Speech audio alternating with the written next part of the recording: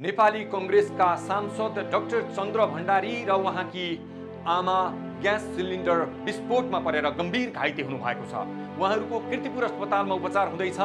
अस्पतालले उपचार नेपालमा सम्भव नभएको बताएको छ। डाक्टर चन्द्र भण्डारीले आफ्नो उपचार नेपालमै गरिनुपर्छ भनेर अडान राख्नु भएको छ। यति बेला अस्पतालमा विभिन्न राजनीतिक दलका नेताहरूको उपस्थिति रहेको छ। डाक्टर चन्द्र भण्डारीको स्वास्थ्य लाभको कामना गर्दै सोशल मिडिया भरि सामान्य नागरिकदेखि बौद्धिक वर्गदेखि राजनीतिक दलका शीर्ष नेताहरूले भगवान पशुपतिनाथ समक्ष आराधना गरिरहेका छन्। दर्शकवृन्द, एउटा दुःखद खबरका साथ हामी उपस्थित भएका छौँ। नेपालमा सुरक्षासँग सम्बन्धित विभिन्न प्रश्नहरू उठिरहँदा खाना पकाउने ग्यासबाट मानिसमा पर्न सक्ने जोखिम न्यूनीकरणका लागि खासै राज्य र खाना पकाउने ग्यास उपभोक्ताहरूले सतर्कता अपनाएको पाइएको छैन।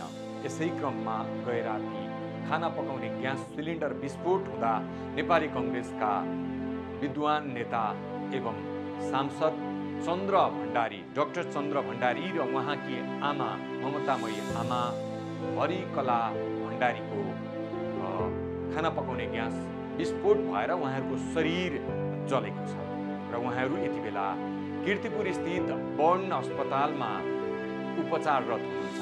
अस्पतालले उहाँहरूको अवस्था निकै गम्भीर रहेको जानकारी दिएको छ र अस्पताल राति 10:30 बजे पुग्दा उहाँहरूको अवस्था गम्भीर थियो।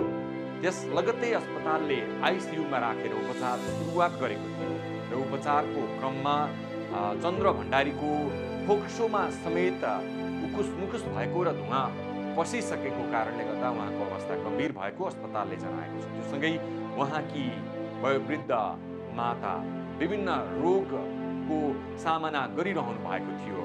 ज्येष्ठ नागरिक धुवाको त्यो मुस्लोमा बस्नुपर्ने बाध्यता, ग्यास विस्फोट हुँदा त्यसबाट आएको आगोको ज्वालाबाट शरीरको 70% भाग जलेको कारणले गर्दा आमाको अवस्था गम्भीर र चिन्ताजनक रहेको अस्पतालले बताएको छ भने डाक्टर चन्द्र भण्डारी ज्यूको शरीर 25देखि 30% मात्रै जलेको अस्पतालले पुष्टि गरेको छ र उहाँको फोक्सोमा धुवा पसेको कारणले गर्दा धेरै नै बाक्लो धुवा पसेको कारणले गर्दा उहाँको अवस्था पनि जटिल रहेको बुझिएको छ। यति बेला अस्पताल परिसरमा विभिन्न राजनीतिक दलका नेताहरू डाक्टर भण्डारी र उहाँको आमाको स्वास्थ्य अवस्था बुझ्नका लागि पुग्ने क्रम जारी छ। बिहानैदेखि नेपाली कांग्रेसका महामन्त्री गगन थापा, त्यसैगरी अन्य कांग्रेसका शीर्ष नेताहरू, त्यसैगरी नेकपा एमालेका नेता प्रदीप गेवाली लगायतका विभिन्न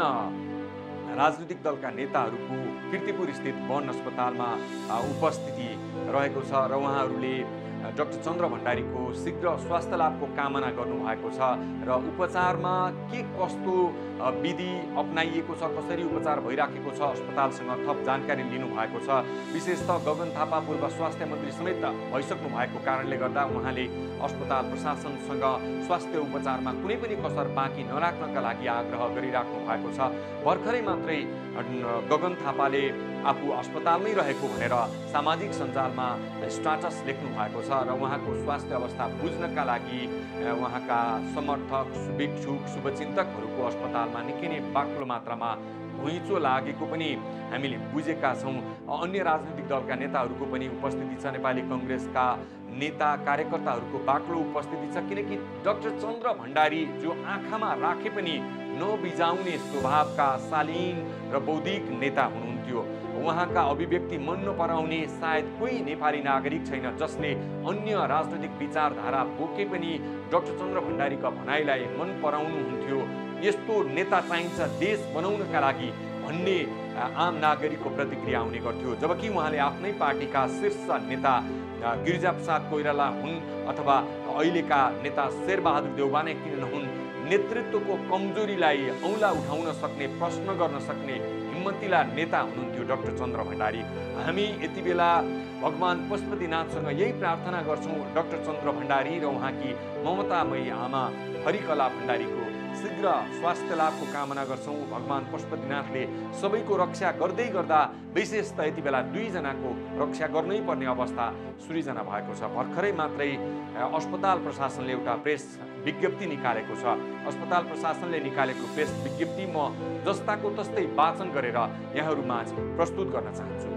कीर्तिपुर अस्पतालले भर्खरै प्रकाशित गरेको प्रेस विज्ञप्तिमा उल्लेख गरिएको छ, माननीय सांसद श्री डाक्टर चन्द्र भण्डारीज्यू र उहाँकी आमा श्री हरिकला भण्डारीज्यू गम्भीर जलन भई कीर्तिपुर अस्पतालको आकस्मिक विभागमा सांसदज्यू हिजो राति 10:30 बजे आइपुग्नु भएको तथा आमालाई सिभिल अस्पताल हुँदै करिब 1 घण्टापछि यस अस्पताल ल्याइ पुर्याई प्राथमिक तथा प्रारम्भिक उपचार पश्चात जलन सघन उपचार कक्षमा उपचार हुँदैछ। माननीयज्यूको अनुहार, दुवै हात र दुवै गोडाहरूमा गरी 25देखि 30% र आमाको जिउको अधिकांश भागमा गरी 70% जलन भएको तथा दुवैजनाको श्वास नलीमा तातो हावा र धुवाँको कारणले जलन भएको हुन सक्ने अत्यधिक सम्भावना देखिन्छ। हालको स्रोत र साधनको अवस्थामा उहाँहरूको यथोचित उपचार नेपालमा सहज नहुने देखिएकाले देश बाहिर सुविधा सम्पन्न स्वास्थ्य संस्थामा यथाशीघ्र स्थानान्तरण गर्न सिफारिस गरिन्छ भनेर डाक्टर नितिजा ताम्राकार मेडिकल डाइरेक्टर हुनुहुन्छ। त्यसैगरी डाक्टर किरण नकर्मी प्रमुख जलन उपचार विभागका प्रमुख हुनुहुन्छ। उहाँहरूले फागुन 4 गते आज मात्रै प्रकाशित गर्नुभएको यो प्रेस विज्ञप्तिमा डाक्टर चन्द्र भण्डारी र उहाँकी ममतामयी आमा हरिकला भण्डारीको स्वास्थ्य उपचार नेपालमा सम्भव नरहेको र थप उपचारका लागि विदेश लैजानको लागि चिकित्सकहरूले सिफारिस गर्नुभएको छ। यद्यपि उहाँलाई भेट्न पुगेका राजनैतिक दलका नेता गगन थापा आफ्नै पार्टीका महामन्त्री हुनुहुन्छ। उहाँलाई डाक्टर चन्द्र भण्डारीले आफू नेपालमै उपचार गर्न चाहेको, आफूलाई सकभर विदेश नलैजानका लागि उहाँले आफ्ना कुरा गगन थापालाई राख्नु भएको छ। उहाँले त्यो कुरा आफ्ना भनाइहरू सामाजिक सञ्जालको माध्यमबाट र अस्पतालमा उपस्थित भएका सञ्चारकर्मीहरूको माध्यमबाट सार्वजनिक गर्नुभएको छ। नेता हुनु त यस्तो जसले आफ्नो अन्तिम अवस्थाको उपचार स्वदेशमै गरिनुपर्छ, विदेशमा होइन, बरु म मरे मर्छु भनेर अडान लिन सक्छ। यस्तो नेताको आवश्यकता छ। डाक्टर चन्द्र भण्डारीको शीघ्र स्वास्थ्य लाभको कामना गरिरहँदा आगामी दिनमा यसै गरी खाना पकाउने ग्यास विस्फोट भएर कुनै पनि नेपाली नागरिकको शरीरमा जलन नहोस्, कुनै पनि नेपाली नागरिक जलेर मृत्युवरण गर्न नपरोस् भन्नका लागि आजैदेखि नेपाल सरकारले नयाँ नीति बनाउनुपर्छ, नयाँ व्यवस्था गर्नुपर्छ। किनकि हामी खाना पकाउने ग्यासको ढुवानी गर्दै गर्दा, लोड अनलोड गर्दै गर्दाका ती दृश्यहरू झलझल्ती स्मरण गर्छौँ। किनकि नेपालमा कुनै पनि व्यक्तिले गम्भीरतापूर्वक खाना पकाउने ग्यासको प्रयोग गरेको, खाना पकाउने ग्यास लोड अनलोड गरेको हामी देख्न सक्दैनौँ, देखिरहेका छैनौँ। डडाङ र डुडुङ कबाडीमा फालिएका सामान जस्तै खाना पकाउने ग्यासका सिलिन्डरहरू फालिएका छन्। त्यसले पनि ग्यास सिलिन्डरको आयु घट्दै गएको छ, कमजोर हुँदै गएको छ। फलामबाट बनेको सिलिन्डरको आयु लाइफ टाइम हो, कहिल्यै केही हुँदैन भनेर भनिन्छ, तर हरेक चिजको लाइफ हुन्छ, हरेक वस्तुको प्रयोग गर्ने डेट हुन्छ।